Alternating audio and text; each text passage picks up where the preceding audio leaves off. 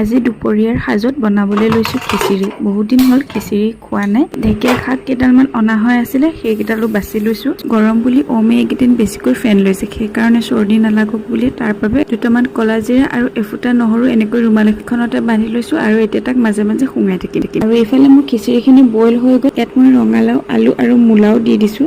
এতিয়া মিঠাতেলতে পাঁচফোৰণ, শুকান জলকীয়া আৰু পিঁয়াজ এইখিনি ভালদৰে ভাজি লৈছোঁ আৰু ইয়াৰে খিচিৰিখিনিত চম্ভা মাৰিম। আৰু হালধি অকণমান দি থৈছোঁ, মানে খিচিৰিত হালধি দিয়া নাই, নিমখে দি থৈছোঁ। আৰু এই হালধিখিনি একেবাৰে তেলখিনি খিচিৰিত দিয়াৰ আগে আগেহে দিছোঁ। বেছি সময় ভাজি থাকিলে হালধিখিনি ক'লা পৰি যাব। আৰু এইফালে ঢেকীয়া আৰু বুটৰ ভাজিও বনালোঁ, লগতে এইফালে বিলাহীৰ টক অলপো বনালোঁ, কাৰণ বিলাহীৰ টক নহ'লে খিচিৰি আধৰুৱা যেন লাগে। আৰু এতিয়া হৈছে প্লেটিং টাইম। আজি মোৰ দুপৰীয়াৰ খিচিৰিৰ থালিখনত আছিলে নেমু, আমৰ আচাৰ, পটল ফ্ৰাই, মূলা আলুৰ ভাজি, ঢেকীয়া শাক আৰু বুটৰ ভাজি, লগতে বিলাহীৰ টক।